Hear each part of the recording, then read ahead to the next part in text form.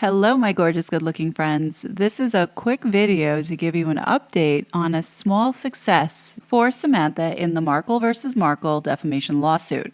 For those that have been following this with me, we all know that Meghan Markle has been trying to get this case dismissed by flooding the judge with all kinds of busy work in order to get her to drop it. Now, I'm assuming that Samantha's lawyers had saw this manipulation by Meghan's legal team and had requested for an oral argument back on July 6, 2023.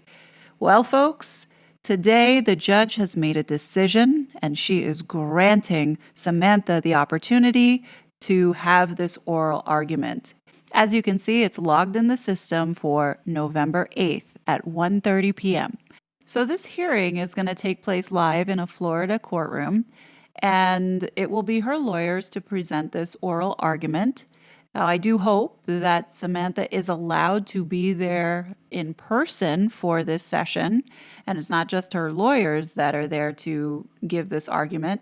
Now, forgive me, I don't know if the first time around when they had the oral argument before Samantha's initial case was dismissed with and without prejudice, if Samantha was allowed to be in the room while the oral argument was going on, or if she attended via Zoom. I do believe that Meghan may have attended via Zoom, but I can't confirm that because I wasn't witness to the session.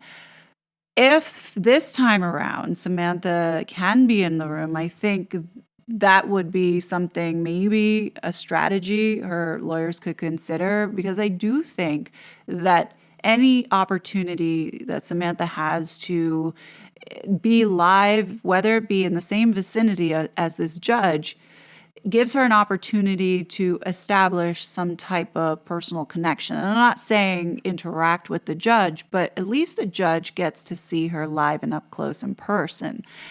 When you see Samantha on TV, you don't see her from the waist down. And I think it's important to emphasize, and especially in this case, the disability that she has and how tough this whole situation has been on her in order to get through daily activities.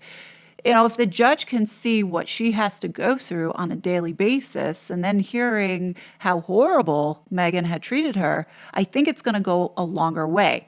Part of defamation is also proving that what Meghan had done definitely did damage her in some way and caused harm. So by being face to face with the judge and showing her physical ability and how this stress had taken a toll on her physical ability, I think will go a long way.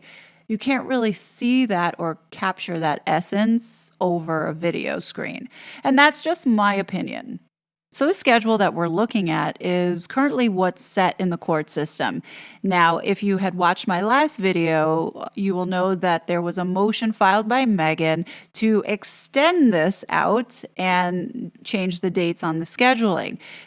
At this time, there has been no approval by the judge in granting this extension. So where we stand with this are these dates that are set here in front of us. If the system does update, I will be sure to let everybody know. Now, in this oral argument or motion hearing, they're going to be going over Meghan Markle's motion to dismiss in dockets 74 and 75.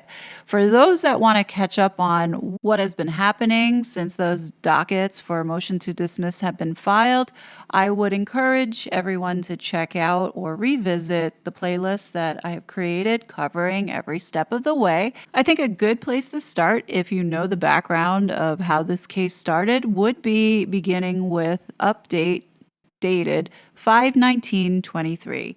And any of those videos after that does go over step by step what has been happening with these filings.